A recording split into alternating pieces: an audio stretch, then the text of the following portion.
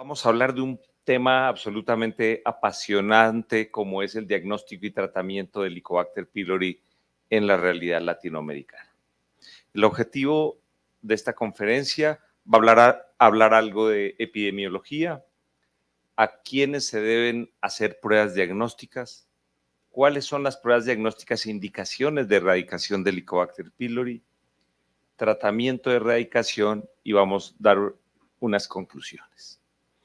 Entonces, el Helicobacter pylori se sabe antropológicamente que probablemente lo empezó por lo menos en África, posteriormente hacia Asia y probablemente eso hace 60,000 años, 20,000 años estaba el paso del estrecho de Bering. Latinoamérica, acá ya está México, más o menos hubo mezclas, digamos, de la cepa de los amerindios, igual que en Latinoamérica. Como ven aquí, probablemente hace 12,000 años está llegando a Colombia. Y existen datos en momias, digamos, esta es la momia más antigua que se llama Otzi, fue hallada por unos montañistas italianos y en la cual estaba absolutamente congelada, o sea que ha sido muy apasionante porque en el estómago se encontró, digamos, los restos por PCR de Helicobacter pylori, o sea que ha sido un compañero de, de la vida prácticamente del ser humano contemporáneo.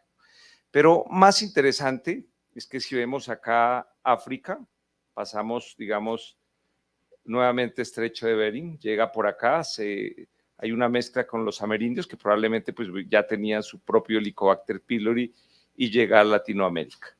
Pero por otro lado, tenemos una mezcla también, digamos, fuera de esta africana que entró así, probablemente de una cepa europea.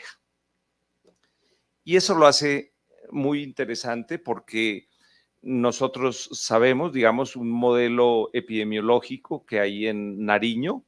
Sabemos que Colombia es uno de los países con prevalencia de cáncer gástrico más alto en el mundo, junto con Japón, probablemente China, Chile en Latinoamérica.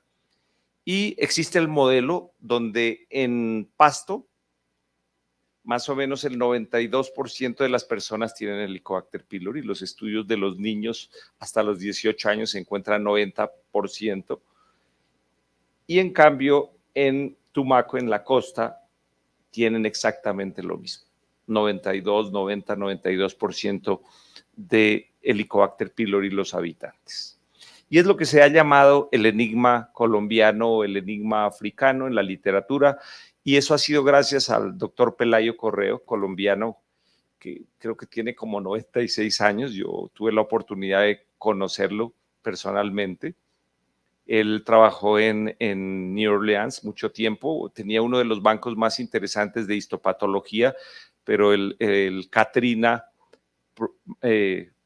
desafortunadamente perdió muchas de las muestras que eran absolutamente interesantes y posteriormente se trasladó a Vanderbilt, donde pues ha dado todos sus conocimientos. Pero lo interesante de esto es que en Pasto, en la región de la montaña, hay una alta prevalencia de cáncer, mientras en Tumaco no. Y los estudios del doctor Pelayo Correa se ha visto que la cepa que hay en la costa, que generalmente son mulatos, son descendientes de los africanos, probablemente tienen una cepa africana. Por otro lado, no solamente eso, hay muchos helmintos, hay parasitismo intestinal, que eso es una protección TH2, digamos. Y por otro lado, hay más consumo de frutas, verduras y pescado, que se postula que por eso es que no hay tanto cáncer.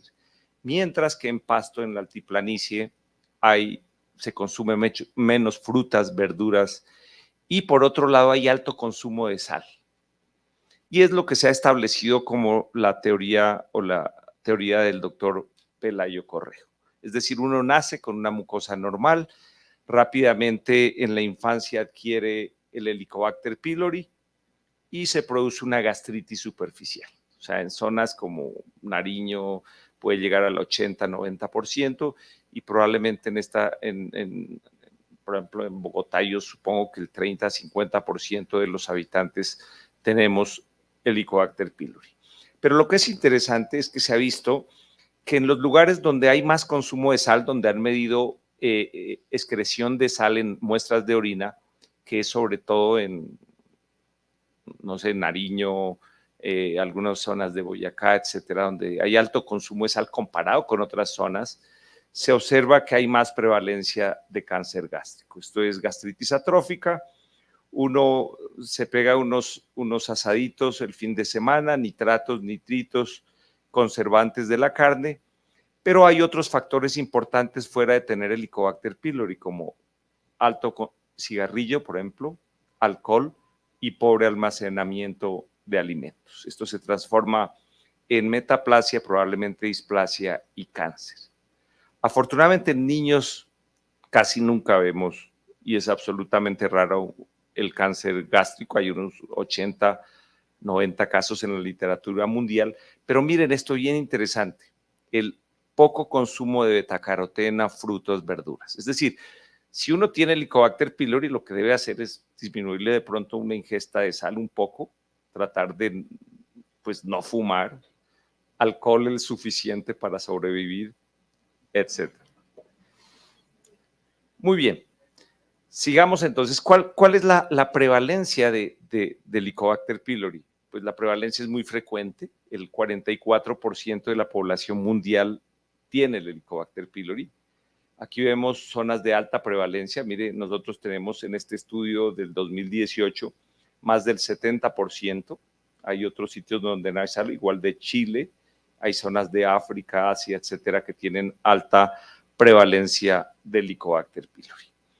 Y si ya miramos específicamente, vemos cómo en el África hay una mayor prevalencia de Helicobacter pylori, igual que en las Américas.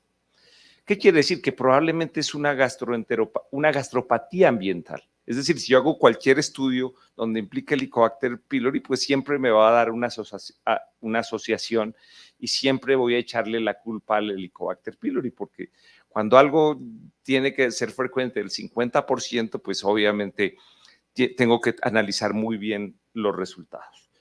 Ahora bien, si yo comparo, por ejemplo, en la edad pediátricos, A quiere decir adultos y C niños, y miro también en niños, pues sabemos que en los adultos, tanto en las Américas como en el África, también se demuestra que es mucho más frecuente en adultos, llegando al 60% según este estudio. Por lo tanto, el Helicobacter pylori ha sido un gran compañero del ser humano. Debemos saber que tiene una poderosa ureasa. El maldito es un ejemplo de adaptación, de tolerancia. Él aprendió a decir, bueno, aquí hay ácido, yo tengo que coger las proteínas de las células del estómago y de ese metabolismo que sale la urea, coger y se inventó una ureasa, una poderosa ureasa. Y esa ureasa lo que hace es convertir la urea en amonio y CO2 y se rodeó de un medio alcalino. Por lo tanto, probablemente las personas que tienen el Helicobacter pylori no tienen tanto ácido como las personas que no lo tienen. Y en ese sentido se ha hablado de que puede ser un factor protector. Y si se ha encontrado que al erradicarlo aumenta la acidez y ha aumentado en algunos estudios de prevalencia y de incidencia mayor cáncer esofágica. O sea, se ha disminuido el cáncer gástrico, pero ha aumentado el cáncer esofágico. Es decir, ha sido un compañero. Por otro lado, tiene una vacuola importante y un antígeno que se ha llamado KAGA.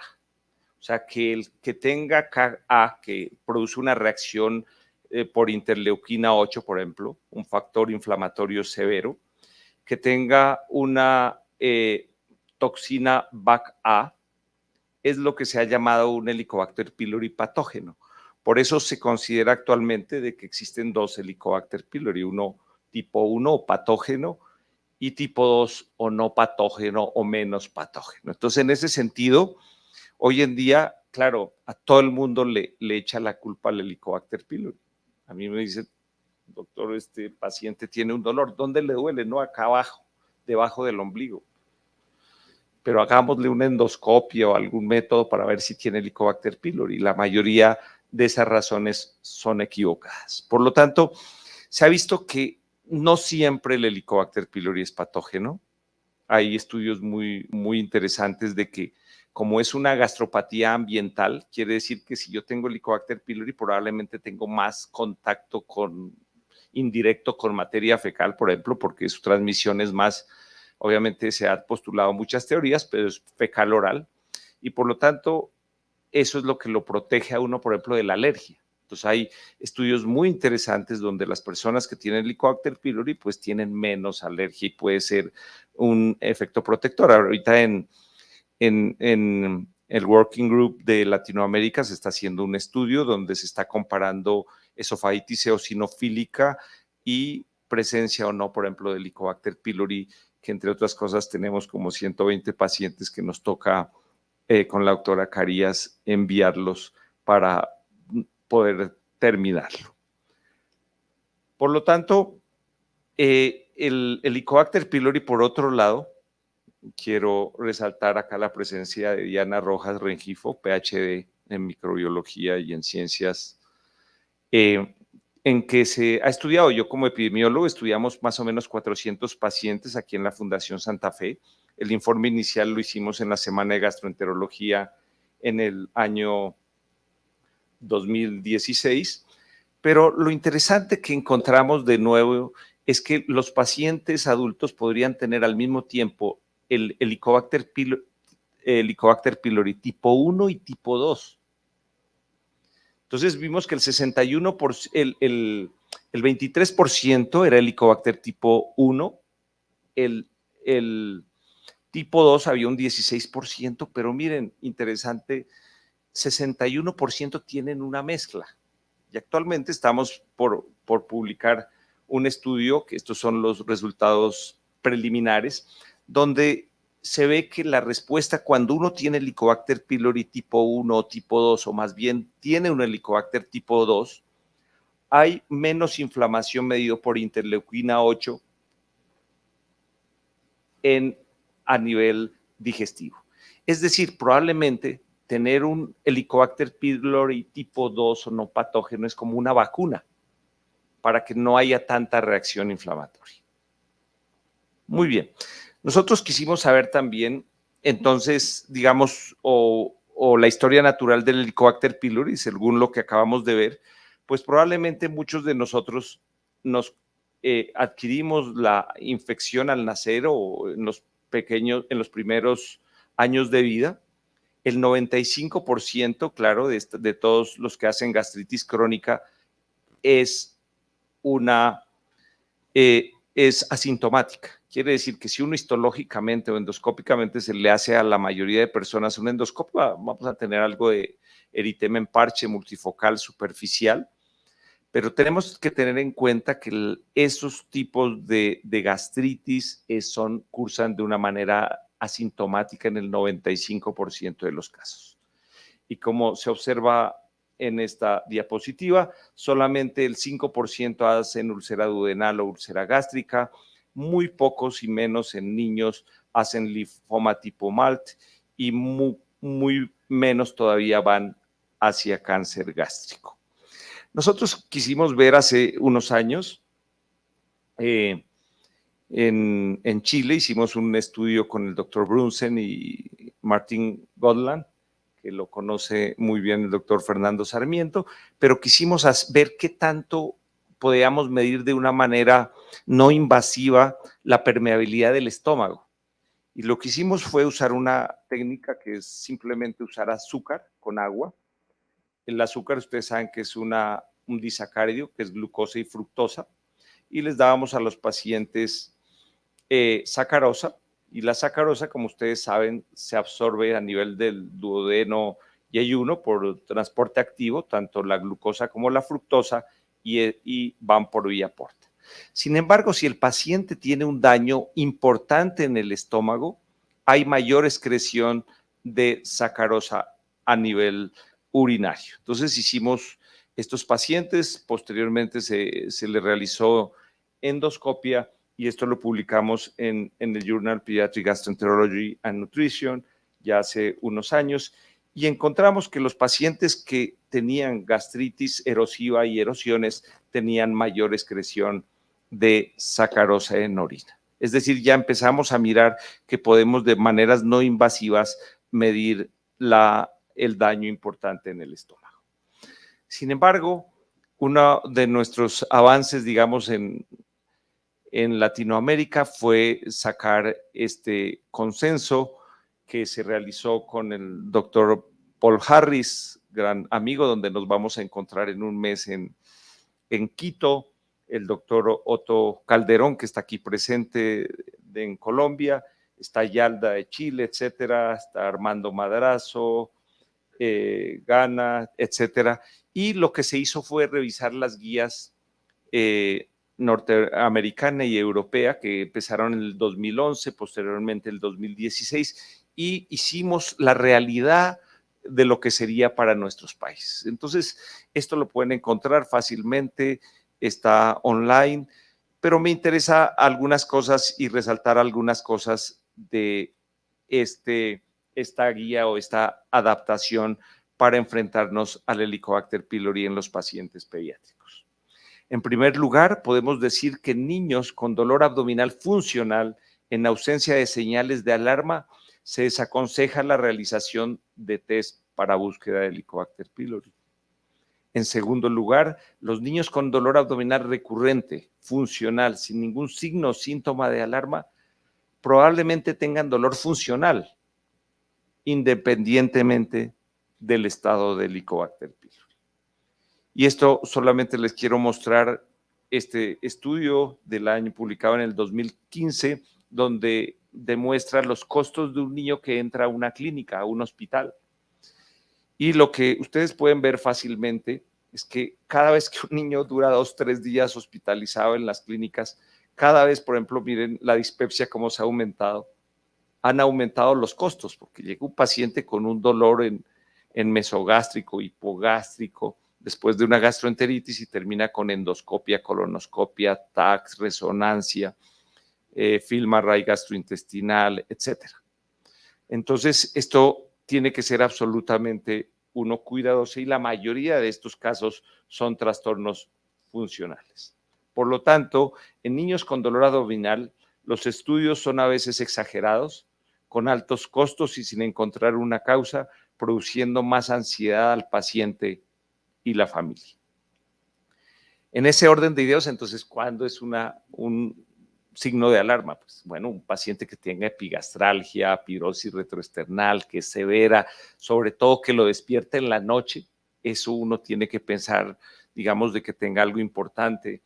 El dolor en hipocondrio derecho, uno dice, bueno, tiene una colelitiasis con colecistitis, disfagia o dinofagia, vómitos persistentes, hemorragia digestiva, anemia, pérdida de peso involuntario, desaceleración del crecimiento o retraso puberal, fiebre inexplicable, hepatoesplenomegalio o antecedentes familiares de enfermedad ulcerosa, enfermedad inflamatoria intestinal y enfermedad celíaca y cáncer gástrico. Una de las diferencias grandes de nuestra guía latinoamericana es que nosotros la prevalencia de cáncer gástrico es muy alta. Por lo tanto, nosotros en pacientes con familia cercana de cáncer gástrico tenemos que ser más cuidadosos. Entonces, ¿a quiénes debemos hacer pruebas diagnósticas? El objetivo principal de la investigación clínica de los síntomas gastrointestinales es determinar la causa subyacente y no únicamente la presencia del Helicobacter pylori, que es una evidencia alta. Entonces, en resumen, ¿cuáles serían las indicaciones de erradicación del Helicobacter pylori en pediatría? Pues específicamente la enfermedad ulcerosa o erosiva gastrodenal. Si uno ve erosiones en el estómago, úlceras, tanto en el estómago como el duodeno, con toda tranquilidad tiene que decir que estoy haciendo una medicina correcta. Niños con anemia ferropénica sin respuesta a hierro oral. Bueno, este año vamos a reportar un adolescente con gastritis autoinmune que tenía y que no respondía al hierro oral, no era por el Helicobacter pylori, sino que tenía una gastritis autoinmune. Linfoma MALT o adenocarcinoma, que afortunadamente en la edad pediátrica es poca. Antecedente familiar, miren, de cáncer gástrico en primer y segundo grado. En esto nos diferenciamos de las guías europeas y americanas. La púrpura trombocitopénica crónica inmune y la gastritis folicular. Con eso tenemos fue bastante controvertido en el grupo desarrollador, porque en Colombia hay un estudio de seguimiento donde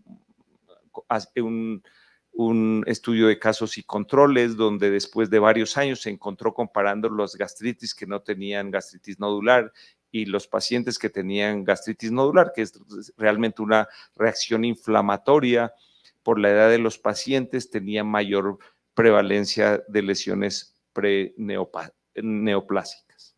Por lo tanto, eso ha sido controvertido y por eso pongo esa duda de que ha sido así. ¿Con qué pruebas contamos? Con el test de urea expirado. Debemos usar carbono 13 porque es menos radioactivo, el 14 es más radioactivo, más antiguo.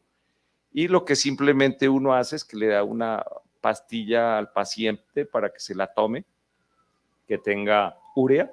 Claro, si hay Helicobacter pylori, el bicho coge la urea y la transforma en amonio y CO2, y entonces por el CO2, el marcado, es absorbido y pues al torrente sanguíneo y finalmente exhalado para ser coleccionado en una bolsa. Entonces uno compara antes y después de la urea y uno en un centro específico puede dar el resultado. Por lo tanto, esto tiene una alta sensibilidad, 90-95%, y una especificidad hasta el 95%. ¿Cuándo lo usamos los gastroenterólogos? Para erradicación. Si yo ya no necesito hacer una nueva endoscopia a menos de que el paciente tenga algo asociado, por ejemplo, una esofagitis eosinofílica, etc. La otra prueba es el antígeno fecal. Bueno, hay de varios tipos, pero en general, digamos, para erradicación también ha habido unos estudios de concordancia entre urea expirada y antígeno fecal, pero para erradicación también está indicada.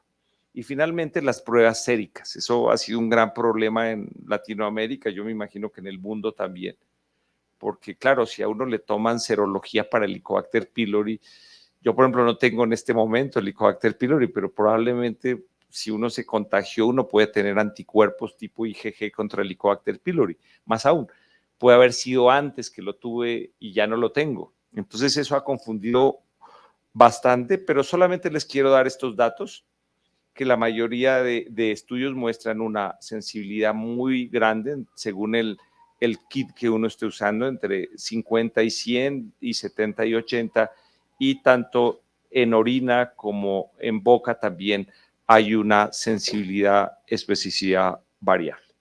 Por lo tanto, en nuestras guías, y estamos de acuerdo con la guía europea, norteamericana y pues ahora latinoamericana, recomendamos no usar test basados en anticuerpos, IgG o IgA, anti-Helicobacter pylori en suero, sangre, orina y saliva en el manejo clínico rutinario de nuestros pacientes. Considerar búsqueda de Helicobacter pylori con métodos no invasivos cuando se esté evaluando causas de púrpura trombocitopénica crónica inmune. Y la evaluación de la terapia anti-Helicobacter pylori debe ser evaluada después de 4 semanas. O sea, uno da el tratamiento 14 días, un mes de inhibidores de bomba de protones, luego espera un mes y luego puede hacer la urea expirada o los antígenos en materia fecal. Claramente este paciente nuestro pues tiene una úlcera duodenal, no tiene ninguna duda, la endoscopia nos ayuda a hacer el diagnóstico en 10 minutos muy rápido de Helicobacter pylori y de lo que él ocasiona, que es lo que debe uno buscar. El diagnóstico histopatológico de gastritis debe utilizarse la clasificación de Sidney modificada. Nosotros siempre tomamos 5 biopsias, 2 de antro, 2 de cuerpo y una para ureasa. Si están disponibles, se debe tomar al menos una biopsia de antro y una de cuerpo para el cultivo y una de antro para PCR o hibridación. Nosotros acá pues usamos eso, pero en investigación. Y usamos algunos cultivos solamente en casos de resistencia. Entonces, ¿el objetivo cuál es de la erradicación del Helicobacter pylori? El objetivo debe ser erradicar por lo menos, o sea, el mejor tratamiento es el que erradique más del 90% del Helicobacter pylori. Ese es el objetivo. Pero por la ineficacia de las terapias de primera línea recomendadas anteriormente, nos tocó tomar nuestros propios criterios. Entonces, ¿por qué? Porque miren acá, por ejemplo, este estudio del 2018, son 2 revisiones sistemáticas, una con metaanálisis que salieron en el 2018, yo les traigo una de ellas, pero miren, por ejemplo, claritromicina en general en las Américas aumentó casi al doble, mientras más o menos se mantuvo metronidazol y levofloxacina. Miren, por ejemplo, qué pasó en la prevalencia de resistencia a claritromicina. También aquí ven que prácticamente se mantuvo estable, pero del 2011 al 2016 se aumentó hacia el doble. Y en adultos se mantiene una resistencia entre 8 y 18% y en niños entre 3 y 26, 20%. ¿Qué se llama una resistencia alta? O sea, para no dar un antimicrobiano, es más del 20%. O sea, si hay una resistencia mayor del 20%, no lo use. Entonces, nosotros por lo menos en Colombia teníamos el gap que no teníamos, digamos, ningún estudio de resistencia. Entonces, especialmente porque ya se había visto ya desde el año 2011 que si nosotros en vez de dar 7 o 10 días aumentábamos a 14 días, por ejemplo, miren aquí comparamos resistencia a la claritromicina, si yo doy 14 días aumento el éxito del tratamiento, logrando más o menos lo que se quiere, un 90%. Entonces, lo importante es saber si yo tengo resistencias a claritromicina menor del 20%. Entonces, con esto nosotros hicimos un estudio con el grupo de biología molecular de la Universidad de los Andes, que lo publicamos hace unos 3 años, y lo que hicimos fue buscar resistencia a la claritromicina. Lo interesante fue que, bueno, yo soy miembro del comité de ética, es que el comité de ética dijo, bueno, tomar otra biopsia a un niño y si le sangra, entonces dijimos, no, no hay problema, nosotros la ureasa, en vez de desecharla, cogemos esa ureasa y le hacemos un PCR en un banco de resistencia a antimicrobianos y especialmente a la claritromicina. Y es algo que deberíamos hacer, ya digamos en muchos sitios en Europa se hace la biopsia, se hace el PCR y uno sabe los genes de resistencia, que eso es lo que queremos montar con la doctora Rojas acá para que sea más ir a la fija. Pero bueno, los resultados, para resumirlo, fueron 133 pacientes, hicimos un cálculo de la muestra y lo que encontramos es que la resistencia en la prevalencia en estos pacientes era el 47%, pero encontrábamos una resistencia de solamente el 8%. Eso de pacientes que llegan a esta institución, que pues la mayoría probablemente son clase media.